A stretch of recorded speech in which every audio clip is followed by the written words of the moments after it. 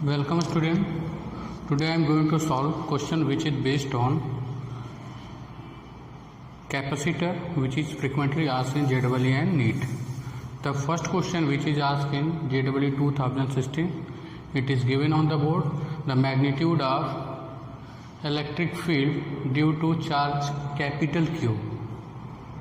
वो charge capital Q क्या है वो दिया है आपका, having a charge equal to sum of the charges on 4 microfarad and 9 microfarad capacitors, bracket close, at a point distance 30 centimeter from it would be equal to. There are 4 options. First option is 240 Newton per Coulomb, second option is 360 Newton per Coulomb, third option is 420 Newton per Coulomb and last option is 480 Newton per Coulomb.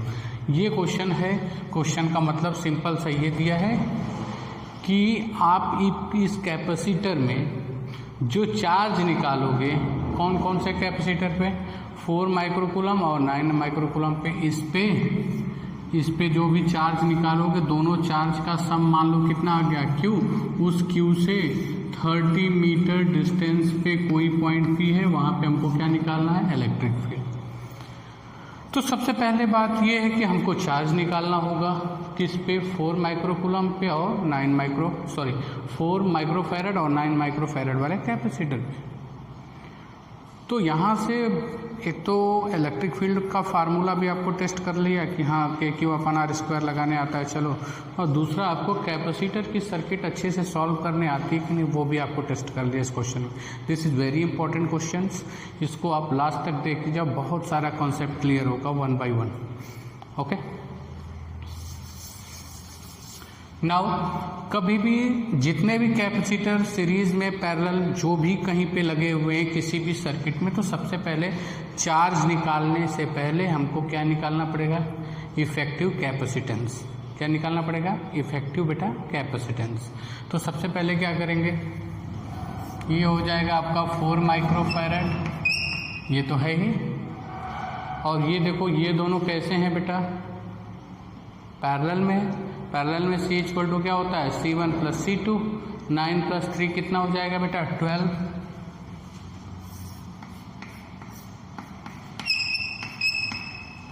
और ये तो आपका है ही 2 microfarad नीचे वाले branch में.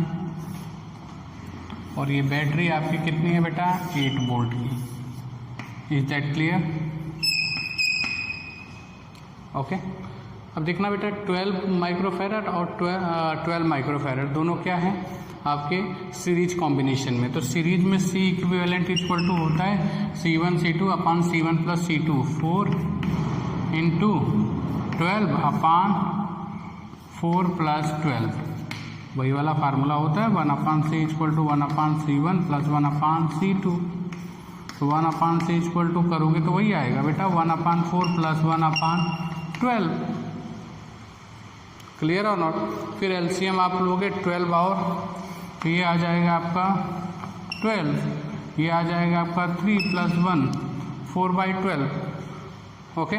तो अब इसको सेम इससे भी वही आएगा, ये आ जाएगा 48 अपान 16 इक्वल टू कितना आ जाएगा 3 माइक्रोफैरड. यहाँ से भी करोगे उल्टा करके तो वही आएगा. तो ये डायरेक्ट मैंने लगाया क्योंकि हमको टाइम बचाना है और साथ साथ आपको बताना भी है.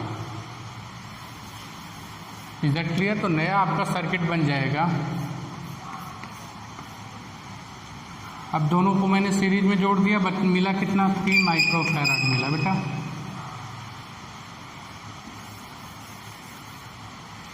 थ्री माइक्रोफैरड मिला दोनों को ऐड करने पे. और ये तो आपका 2 है ही, ये कितनी वोल्ट का है बेटा, 8 वोल्ट का बैटरी. और ये आपका 2 माइक्रोफैरड. बहुत अच्छी बात है. अब लगाएंगे कॉन्सेप्ट चार्ज निकालने के लिए. आप इसको जल्दी जल्दी भी कर सकते हो, कोई दिक्कत नहीं. समझाने के लिए एक बार समझ जाओगे तो आप अलग अलग तरह से जल्दी कर सकते हो. अब देखना बेटा 8 वोल्ट है और ये दोनों कैपेसिटर कैसे हैं, पैरेलल में. तो पैरेलल में मैंने आपको सिखाया था कि पैरेलल में वोल्टेज क्या होता है, इक्वल होता है. और सीरीज में चार्ज इक्वल होता है। सीरीज में जितने भी कैपेसिटर्स होंगे उसमें चार्ज इक्वल होगा, और पैरेलल में जितने सारे कैपेसिटर्स ऐड होंगे उसमें वोल्टेज क्या होगा, इक्वल होगा। यानी जितना वोल्टेज यहाँ पे होगा उतना ही वोल्टेज यहाँ पे भी होगा, उतना ही वोल्टेज यहाँ पे भी होगा। तो यहाँ पे वोल्टेज कितना बेटा, 8 वोल्ट। तो यहाँ पे भी वोल्टेज कितना होगा, 8 वोल्ट होगा। यहाँ पे भी कितना वोल्टेज होगा, यानी इस कैपेसिटर को भी 8 वोल्ट मिलेगा, इस कैपेसिटर को भी 8 वोल्ट मिलेगा। तो यहाँ से चार्ज निकाल लो, चार्ज ऑन 3 माइक्रोफैरड कैपेसिटर। तो क्या हो जाएगा, Q इक्वल टू क्या हो जाएगा, simple C into V. 3 into 10⁻⁻6 microfarad है, V की वैल्यू कितना है बेटा, 8। तो Q equal to 24 into 10⁻⁻6 coulomb हो जाएगा, यानी इस पे चार्ज होगा। इस पे चार्ज कितना होगा बेटा, 24 इंटू 10⁻⁻6 कूलम। इस पे चार्ज आ गया ऊपर वाले कैपेसिटर, नीचे वाले से हमको मतलब नहीं है। ओके, क्योंकि हमको चार्ज निकालना 4 माइक्रोफैरड और 9 माइक्रोफैरड वाले कैपेसिटर का सम का चार्ज निकालना है। तो इस पे चार्ज आएगा। जब आप इससे पूछोगे कान पकड़ के इस 3 माइक्रोफैरड वाले कैपेसिटर से कि भाई आप कहाँ से आए हो, तो ये बोलेगा हम लोग 2 भाई थे, सीरीज में ऐड होके आए। अगर आप इससे क्वेश्चन आस्क करोगे कि आप कहाँ से आए, 3 माइक्रोफैरड आपका क्या पता है, तो बोलेगा हम लोग 2 भाई थे, दोनों लोग सीरीज में ऐड होके आए हैं। अब तुरंत क्या होता है, सीरीज में चार्ज क्या होता है, बराबर होता है। तो जितना चार्ज इसको भी मिलेगा उतना ही चार्ज इसको भी मिलेगा। 24 इंटू 10⁻⁻6 इसको भी मिलेगा 24 into 10⁻⁻6 coulomb. Is that clear? क्योंकि जब मैंने इससे पूछा तो उसने बोला कि 2 भाई थे, हम लोग सीरीज में ऐड होके आए। सीरीज में क्या होता है, चार्ज बराबर होता है, तो जितना चार्ज इसको मिलेगा उतना ही चार्ज इसको भी मिलेगा, इसको भी मिलेगा। क्लियर है? यानी 4 माइक्रोफैरड वाले को चार्ज हमको पता हो गया बेटा, कितना हो जाएगा, 24 इंटू 10⁻⁻6 कूलम मिल गया। बहुत अच्छी बात है। अब मेरा मोटिव है कितने वाले को निकालने का, 9 माइक्रोफैरड, इस पे निकालने का। ओके, अब जब इससे आप पूछोगे कि भाई आप कहाँ से आए हो, तो ये बोलेगा कि हम लोग 2 भाई थे और पैरेलल से ऐड होके आए हैं। इससे आप जब क्वेश्चन आस्क करोगे कि आप कहाँ से आए हो, तो इसने बोला कि हम लोग 2 भाई थे, पैरेलल में ऐड होके आए, और पैरेलल में वोल्टेज क्या होता है, बराबर होता है। तो जितना वोल्टेज इसके अक्रॉस होगा बेटा, उतना वोल्टेज इसके अक्रॉस भी होगा, और उतना ही वोल्टेज इसके अक्रॉस भी होगा, नीचे वाले कैपेसिटर जो 9 माइक्रोफैरड वाला है। तो इसका वोल्टेज निकाल लेते हैं। इसका वोल्टेज क्या हो जाएगा, V equal to Q by C. तो V इक्वल टू Q की वैल्यू कितनी है बेटा, 24 इंटू 10⁻⁻6। C की वैल्यू कितनी है, 12 माइक्रोफैरड। कितना हो जाएगा बेटा, 2 वोल्ट। यानी इसको भी कितना मिलेगा, 2 वोल्ट, और 9 माइक्रोफैरड वाले को भी कितना मिलेगा बेटा, 2 वोल्ट मिलेगा।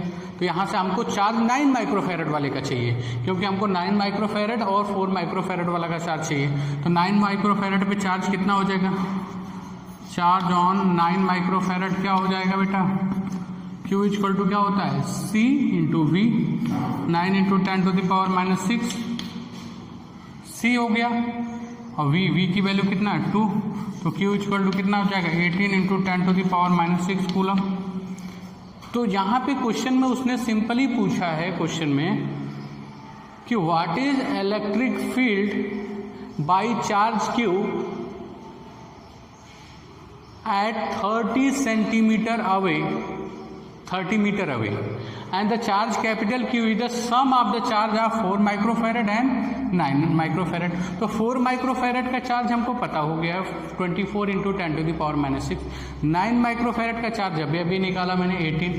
तो टोटल चार्ज कितना हो जाएगा, Q इक्वल टू, ये मान लो Q ले लेते हैं, तो ये और इसको ऐड कर दो, कितना हो जाएगा, 24 प्लस 18 इंटू 10⁻⁻6, दोनों को ऐड कर देंगे, कितना हो जाएगा बेटा,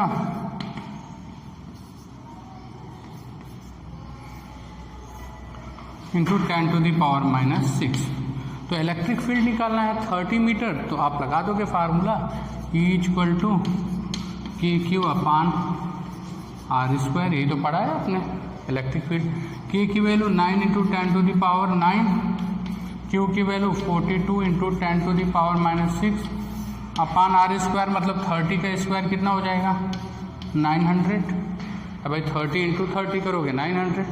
बेटा क्या हो जाएगा आपका 9 से 9 कैंसिल, यहाँ बचेगा 100 और 2 पावर यहाँ पे हो जाएगी कैंसिल, तो यहाँ पे हो जाएगा आपका 10 टू द पावर 7।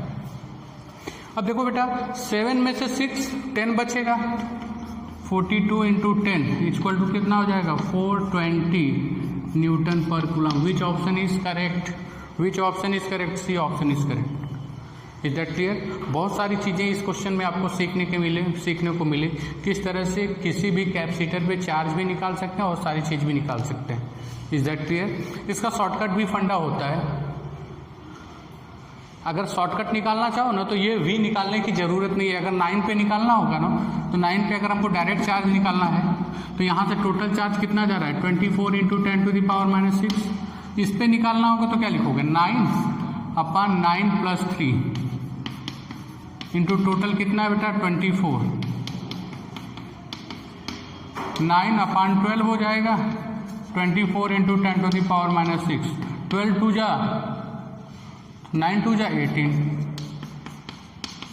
तो डायरेक्ट भी कर सकते हो, कोई दिक्कत नहीं, शॉर्टेस्ट मेथड है, जो चाहो वो अप्लाई करो। ये मैंने इसलिए बताया कि इससे आपका 2 तरह का काम भी चल जाएगा, जेडबलई और नीट के भी क्वेश्चंस हो जाएंगे और दूसरे तरह से अगर आपको बोर्ड में करना होगा इस तरह का क्वेश्चन आएगा तो बोर्ड के क्वेश्चन भी सॉल्व कर सकते हो। Is that clear? क्योंकि उसमें आपको शॉर्टकट नहीं चलेगा, इसमें आप डायरेक्ट निकाल सकते हो। ये चार्ज निकला तो अगर आप 3 पे निकालना चाहो तो क्या लिखोगे 3 अपान 3 प्लस 9 इंटू टोटल, ये यहाँ से जा रहा है, यानी करंट डिवीजन लॉ लगा दोगे। Is that clear? Now we are moving towards next question which is based on another capacitance and capacitor, okay, which is given on the board in JEE 2013. 2 capacitors C1 and C2 are charged to 120 volt and 200 volt respectively. उसके बाद क्या बोल रहा है? It is found that by connecting them together the potential on each one can be 0. Connect करने के बाद potential दोनों का 0 हो रहा है, यानी कि दोनों क्या हो रहा है लैप्स हो जा रहा है। लैप्स का मतलब अगर एक का पॉजिटिव होगा दूसरे का नेगेटिव तभी तो 0 होगा। V plus minus V equal to क्या हो जाएगा 0। ओके, तो क्या हो जाएगा आपका, यानी कि इस पे जितना पॉजिटिव चार्ज, देखो यहाँ की पोलरिटी क्या है पॉजिटिव, तो यहाँ पे क्या है नेगेटिव, तो जैसे ही पॉजिटिव और नेगेटिव दोनों के प्लेट्स के अलग है, देखो यहाँ पे नेगेटिव है, यहाँ पे क्या है बेटा पॉजिटिव, तो सिंपल सी बात है इस पे जितना चार्ज होगा प्लस अगर होगा तो इस पे भी जितना चार्ज होगा वो क्या होगा माइनस होगा, क्योंकि इस दोनों प्लेट की पोलरिटी क्या है उल्टी। क्लियर? और जब भी कनेक्ट करोगे तो प्लस को प्लस से अगर कनेक्ट किया माइनस को माइनस से किया तो दोनों का वोल्टेज क्या हो जाएगा 0, यानी कि अगर वोल्टेज 0 तभी होगा जब दोनों के चार्ज की पोलरिटी क्या होगी इक्वल एंड अपोजिट डायरेक्शन में होगी। सिंपल सी बात है, क्योंकि तो हम क्या पहले का निकालते हैं, सपोज दैट इज C1 है मान लो बेटा, ये आपका क्या है C2 है, तो Q1 इक्वल टू क्या हो जाएगा CV, C1 V की वैल्यू 120, Q2 इक्वल टू क्या हो जाएगा C2 V की वैल्यू क्या हो जाएगा 200, यानी कि दोनों में Q1 प्लस Q2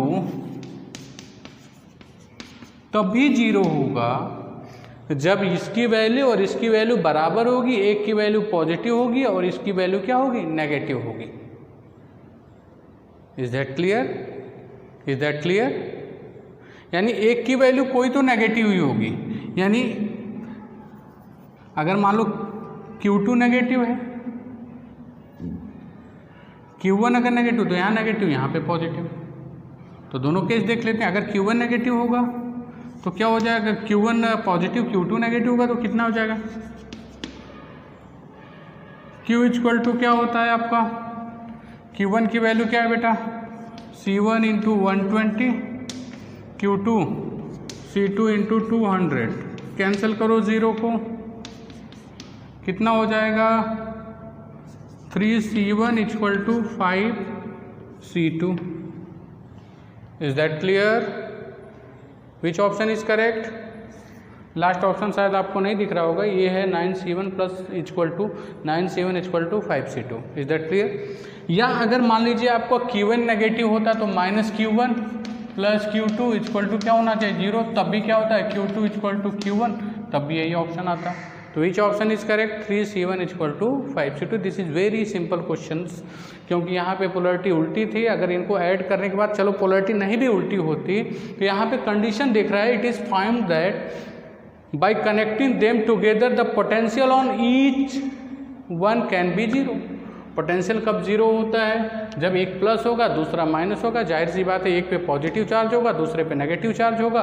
तो ये Q1 ये Q2 formula Q equal to CV से, और अगर Q1 पॉजिटिव है Q2 नेगेटिव तो दोनों का अलजेब्रिक सम क्या होना चाहिए 0, उधर जाएगा Q2 से।